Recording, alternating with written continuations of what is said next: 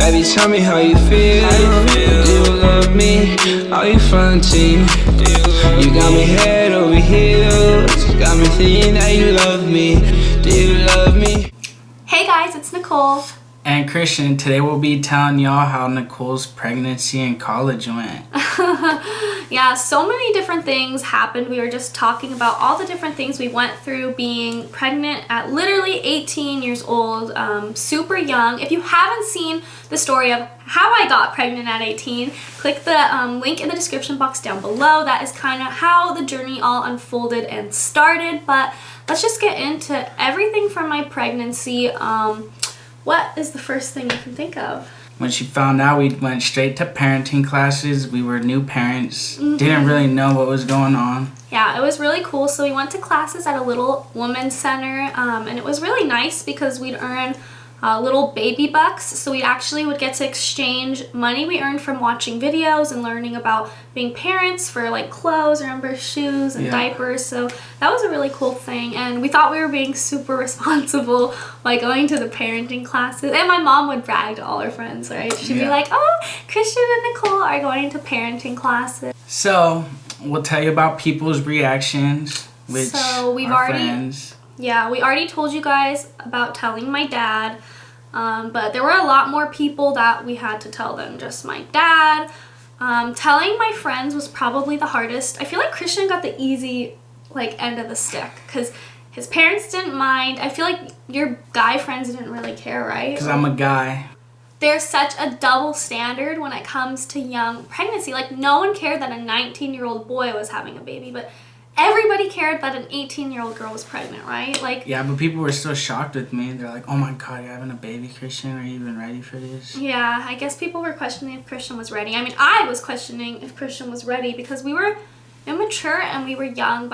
So everywhere we would go, we'd get googly eyes. People would stare at us different, weird. Even at appointments, and nurses would look at us different. Be like, are they ready? Like, look at them. They look like high school kids. I feel like everybody was judging us. Oh my God, people would say super annoying things like, oh, I bet their parents are going to raise the baby. Like, they're not even going to be able to do it. Ugh. And I had people saying, like, he's not going to, stick through with this. Like, no.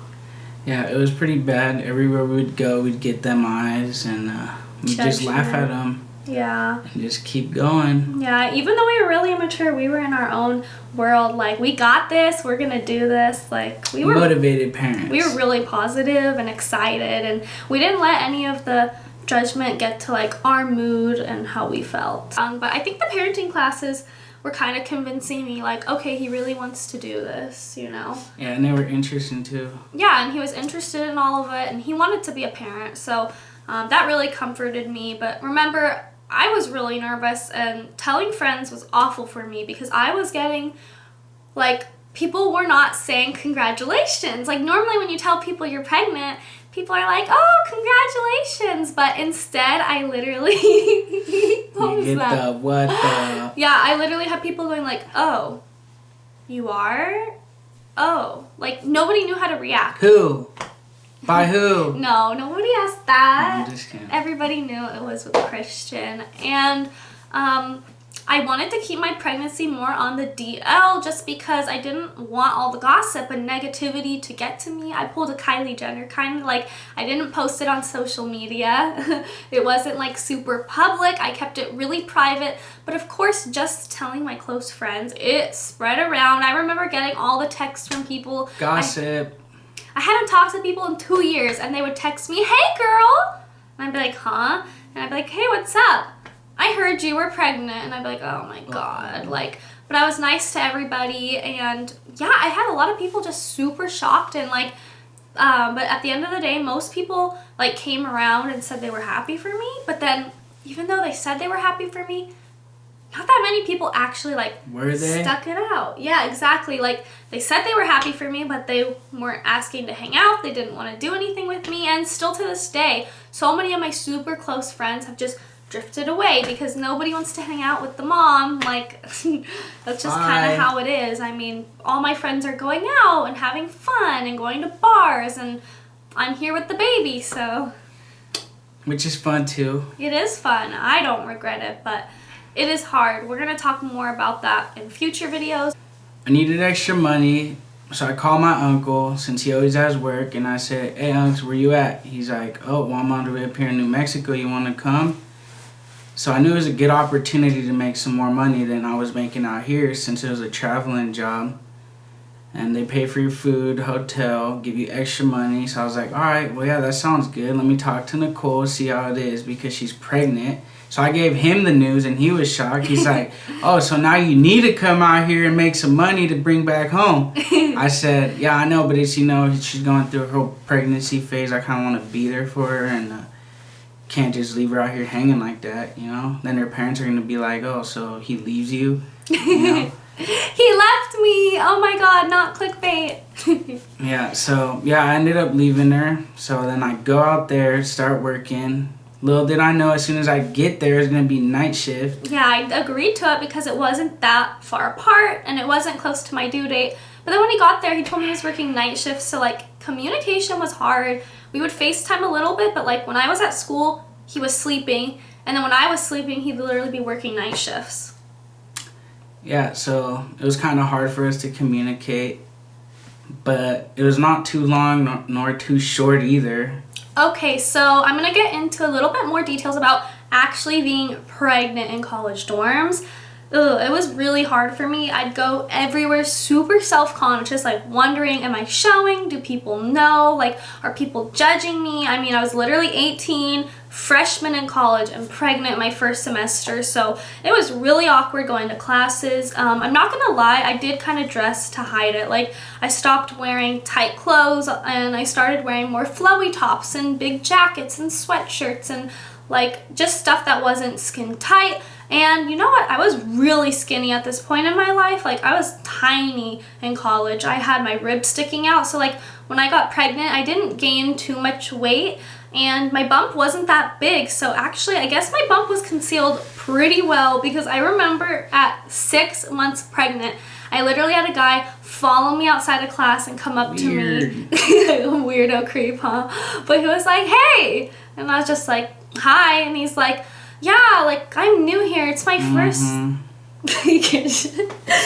new here. It's my first semester. I'm looking for new friends. And I was like, oh. And he's like, yeah, are you doing anything on, Saturday? And that was, Valentine's Day. And I was like, oh, I'm 6 months pregnant. And I remember he was, looking at me yeah, right. You do not have a bump. You're not pregnant. And he's like, oh, okay. Well, I guess not then, or something. And it was just super awkward, and I'd literally go to class every day dreading seeing him. And I remember being I have no bump. He totally thinks I'm lying to him, which is probably really funny. I bet he still tells people yeah, this girl lied to me and rejected me and told me she was pregnant. But it was completely true. And yeah, even at the last month of school, one of my roommate's boyfriends was telling brought friends over, and I remember one of them was saying oh, she's really cute or something, and I remember they told him dude, she's 7 months pregnant. So my bump was not showing. I'm gonna insert a picture here of my bump at one of my baby showers. Yeah, you're gonna notice I'm 7 or 8 months pregnant and there's no bump. But I did eventually get a bump at my last month. I just randomly popped out super big, so I'm not sure why that happened.